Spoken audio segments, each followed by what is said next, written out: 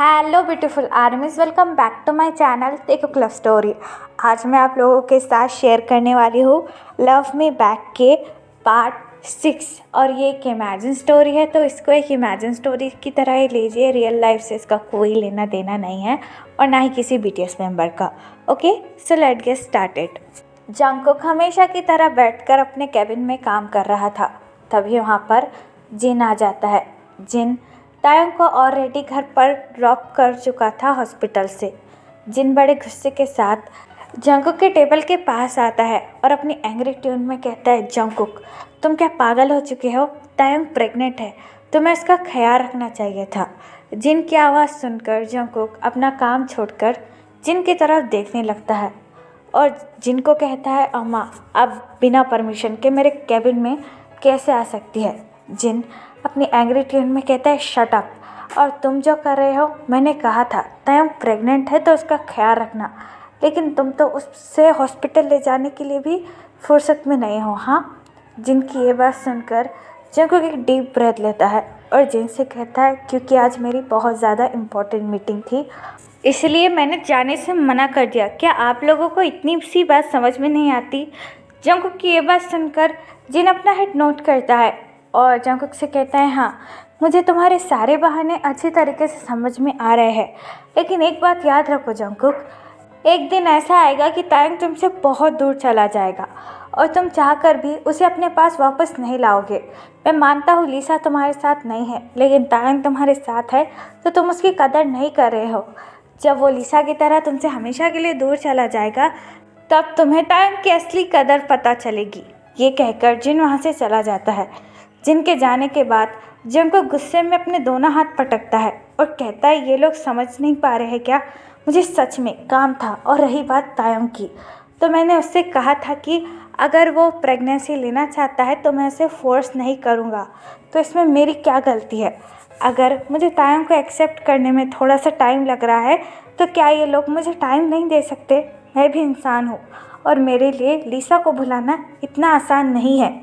ये कहकर जंगकुक अपने बाल टेंशन में खींचने लगता है। इट इज़ संडे, आज जंगकुक ऑफिस नहीं गया है, इसलिए जंगकुक आज पूरा दिन फ्री ही है। लेकिन जंगकुक फिर भी अपने रूम में बैठकर काम कर रहा है। तभी मिन्हू भागकर जंगकुक के पास आता है और जंगकुक के गोद में जंप कर कहता है, अप्पा मुझे ना न्यू प्रोजेक्ट के लिए सामान लेना है और लिटिल बेबी के भी कपड़े लेने हैं, तो आप प्लीज़ हम लोगों को लेकर शॉपिंग मॉल जाओ। मिन्हू की ये बात सुनकर जंगकुक अपनी कोल्ड वॉइस में कहता है, ड्राइवर अंकल के साथ चले जाओ और तुम्हारी इम्मू को भी साथ ले लो, मैं नहीं आ पाऊँगा, मुझे काम है। लेकिन मिन्हू जंगकुक का फेस होल्ड करता है और जंगकुक से कहता है, संडे है, आज तो सबको छुट्टी होती है, प्लीज़ ना मेरे साथ चलो, मुझे ढेर सारा सामान लेना है, मेरे लिए भी और लिटिल बेबी के लिए भी। और अम्मा तो बहुत ज़्यादा टायर्ड हो जाती है थोड़ा सा चलने के बाद, तो प्लीज़ आप हमारे साथ चलो ना। और ड्राइवर अंकल थोड़ी मॉल के अंदर आएंगे, प्लीज़ अप्पा प्लीज़ मेरे साथ चलो। ये कहकर मिन्हू काफ़ी ज़्यादा ज़िद करने लगता है और मिन्हू की ज़िद के आगे जंगकुक हमेशा हार जाता है। जंगकुक एक डीप ब्रेथ लेता है और अपना लैपटॉप ऑफ कर मिन्हू की तरफ देखकर कहता है, ठीक है, तुम्हारी अम्मा से कहो कि मैं तुम लोगों के साथ आने वाला हूँ। जंगकुक की ये बात सुनकर मिन्हू काफ़ी ज़्यादा खुश हो जाता है और जंगकुक के चिक्स पर किस कर कहता है, थैंक यू सो मच अप्पा। ये कहकर मिन्हू वहाँ से चला जाता है। मिन्हू के जाने के बाद जंगकुक एक डीप ब्रेथ लेता है और जाकर रेडी होने लगता है। मिन्हू अपने हैप्पी फेस के साथ तायंग के पास आता है और तायंग का लेग होल्ड कर कहता है, अम्मा अप्पा भी हमारे साथ शॉपिंग मॉल चलने वाले हैं, वो आपको हेल्प करेंगे। मिन्हू की ये बात सुनकर तायंग काफ़ी ज़्यादा शॉक हो जाता है और मिन्हू की तरफ देखकर कहता है, क्या जंगकुक भी हमारे साथ शॉपिंग मॉल चलेगा? क्या तुमने उसे मनाने के लिए ज़िद की?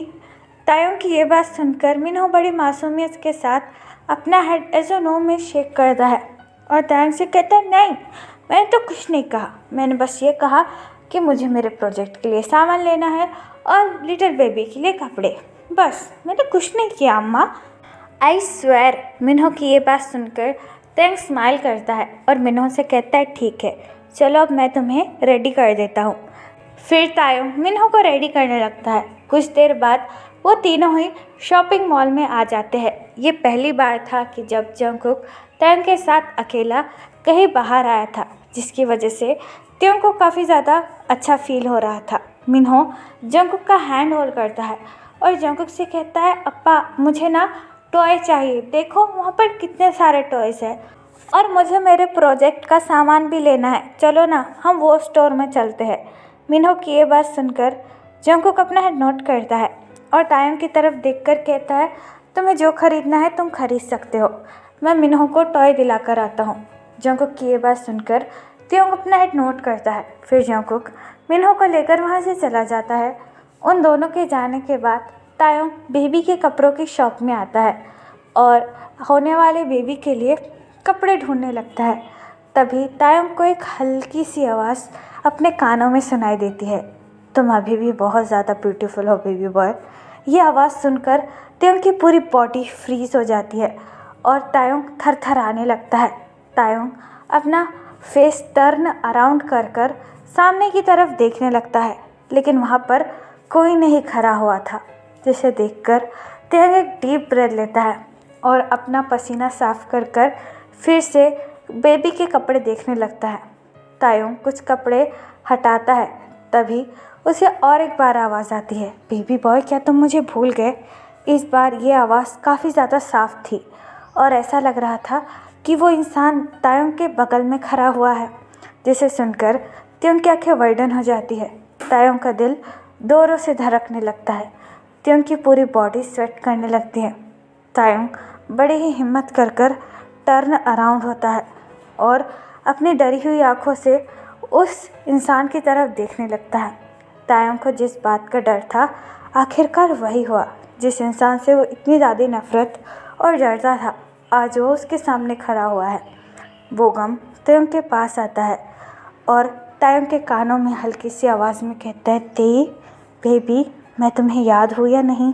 बोगम को देखकर तायंग काफ़ी ज़्यादा डर जाता है और अपने कदम पीछे लेकर बोगम की तरफ देखकर कहता है, बोगम तुम यहाँ पर क्या कर रहे हो और मैं यहाँ हूँ, तुम्हें इसका पता कैसे चला।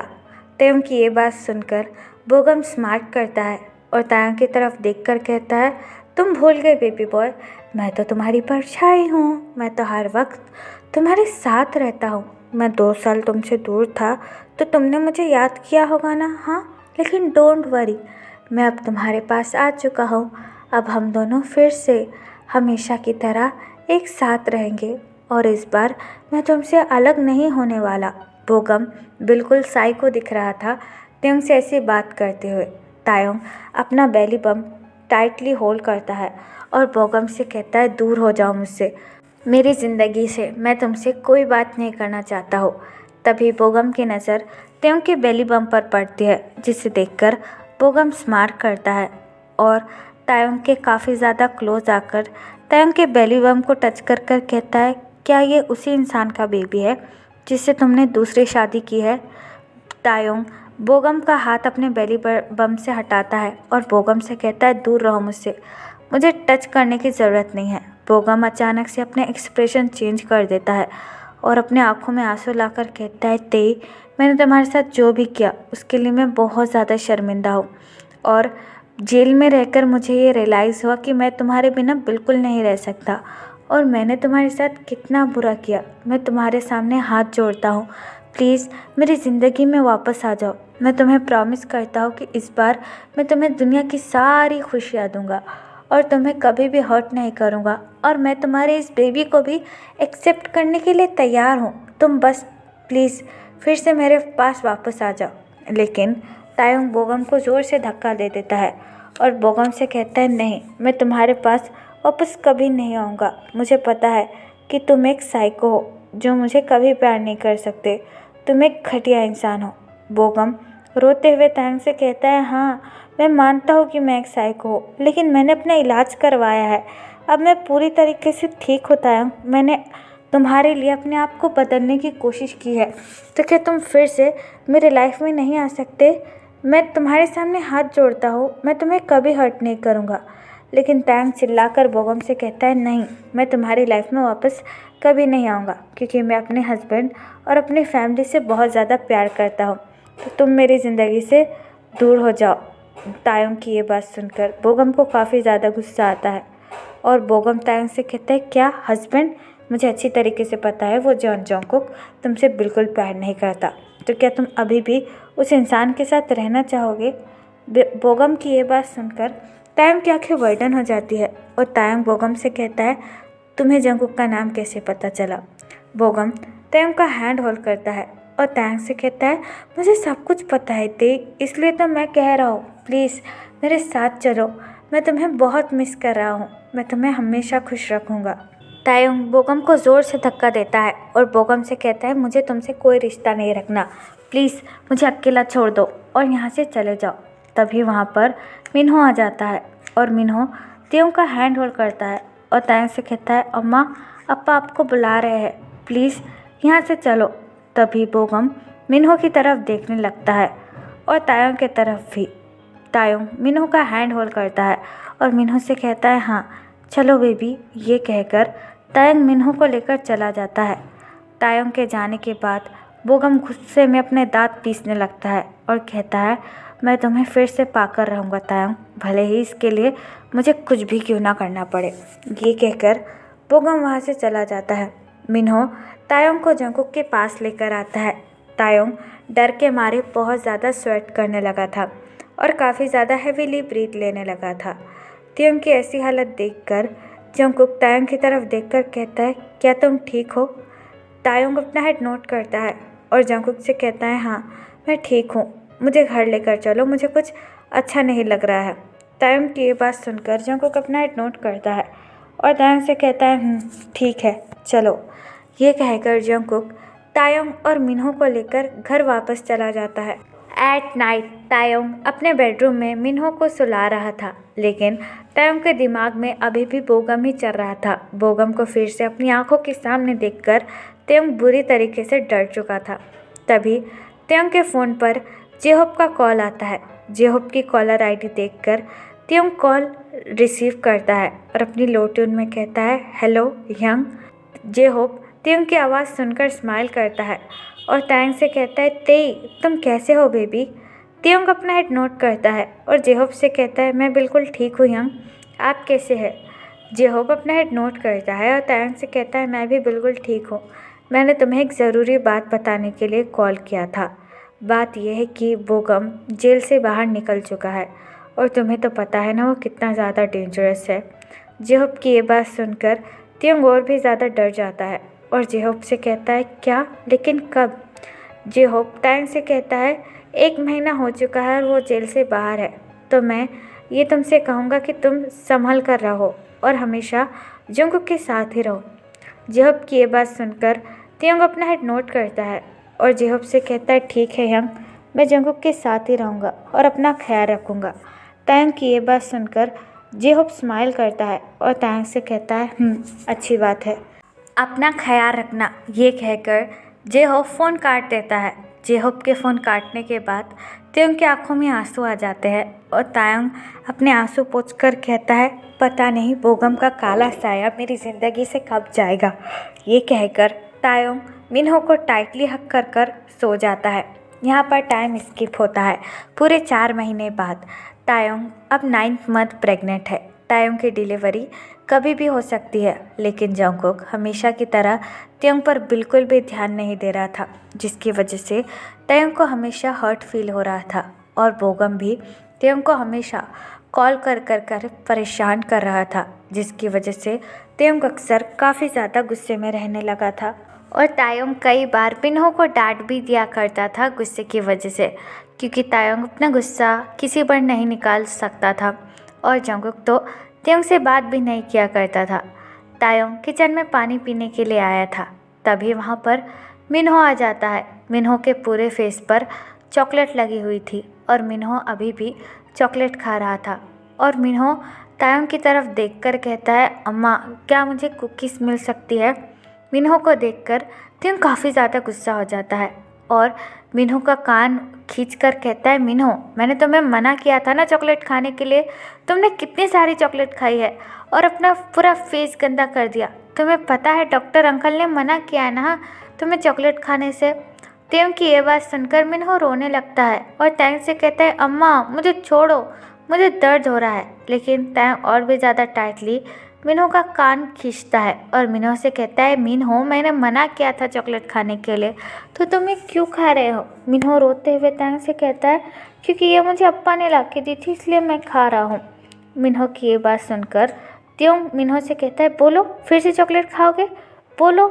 तभी वहाँ पर जंगकुक आ जाता है मिन्हो की रोने की आवाज़ सुनकर, और तायोंग को मिन्हो को इस तरीके से डांटता हुआ देखकर जंगकुक को काफ़ी ज़्यादा गुस्सा आता है।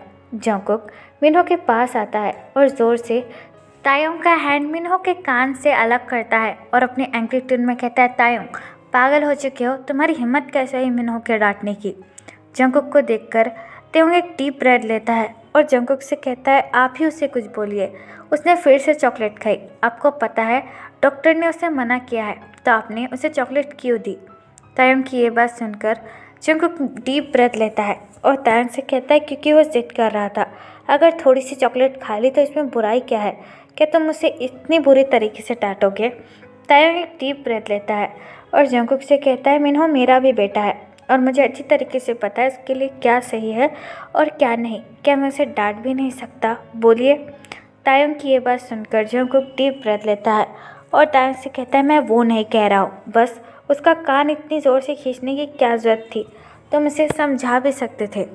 जंगकुक की ये बात सुनकर तायोंग को थोड़ा सा गुस्सा आने लगता है और तायोंग गुस्से में कहता है, मैंने कहा था कि चॉकलेट ना खाए, लेकिन फिर भी वो मेरी बात सुनता ही नहीं है। आपको पता है उसके 2 दांत निकालने पड़े, अगर वो फिर से चॉकलेट खाएगा तो उसके और भी दांत निकालने पड़ेंगे, क्या आपको ये बात समझ में नहीं आती है। तायोंग की ये बात सुनकर जंगकुक अपनी आइज़ रोल करता है और तायोंग से कहता है, तुमसे तो बात ही करना बेकार है। ये कहकर जंगकुक मिन्हो को अपने गोद में लेता है और वहाँ से जाने लगता है। तभी तायोंग जंगकुक के पास आता है और जंगकुक से कहता है, मेरी बात तो सुनो, उसे फिर से चॉकलेट मत देना। लेकिन जंगकुक एक्सीडेंटली तायोंग को धक्का दे देता है, जिसकी वजह से तायोंग का पैर टेबल से टकरा जाता है और तायोंग नीचे गिर जाता है। लेकिन जंगकुक को इस बात का पता ही नहीं चला था, इसलिए जंगकुक चुपचाप मिन्हो को लेकर रूम में चला जाता है। तायोंग टेबल से टकराकर नीचे गिर जाता है, जिसकी वजह से तायोंग के पेट में काफ़ी ज़्यादा दर्द होने लगता है। तायोंग को ऐसा लग रहा था कि वो मरने वाला है। तायोंग अपने बेली बम्प को टाइटली होल्ड करता है और ज़ोर से चिल्ला कर रोने लगता है। तायोंग को बहुत ज़्यादा दर्द हो रहा था और तायोंग का वाटर भी ब्रेक हो चुका था और वहाँ पर कोई भी नहीं था। तभी वहाँ पर जिन आ जाता है, क्योंकि जिन को अच्छी तरीके से पता था कि तायोंग की डिलीवरी में थोड़ा सा ही टाइम है, इसलिए जिन तायोंग को लेने आया था। लेकिन तभी जिन को तायोंग के चिल्लाने की और रोने की आवाज़ सुनाई देती है, जिसे सुनकर जिन भागकर इमीडिएटली किचन में आता है और तायोंग की ऐसी हालत देखकर जिन की आंखें वाइडन हो जाती है। तो फिर चलिए गाइस, इस पार्ट को मैं यहाँ ख़त्म करती हूँ। आपको ये पार्ट कैसा लगा please let me know in the comment, और प्लीज़ चैनल को भी सब्सक्राइब कर देना। और अगर आप भी मेरे साथ ऑनलाइन बिजनेस या फिर अफिलिएट मार्केटिंग करना चाहते हो तो आप मुझे कमेंट बॉक्स या फिर मेरे इंस्टाग्राम आईडी जो कि है टेकू क्लब स्टोरी, वहाँ पर बता सकते हो। तो फिर चलिए guys, bye, love you, take care, बुरा है,